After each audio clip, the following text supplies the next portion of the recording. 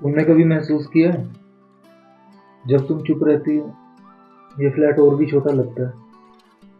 और तुम जब बहुत ज्यादा बोलते हो तो दिमाग भर जाता है। सीधा दिल पे वार। शुरू किसने की? वैसे दो आर्टिस्ट एक फ्लैट में, ये भी साजिश है।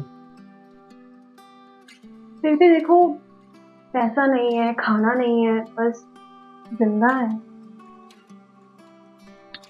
जिंदा है या सांस ले रहे हैं, फ्रिज में देखो पता लग जाएगा।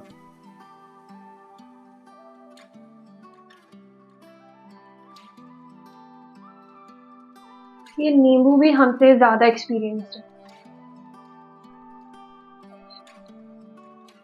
हम भी कभी फ्रेश थे,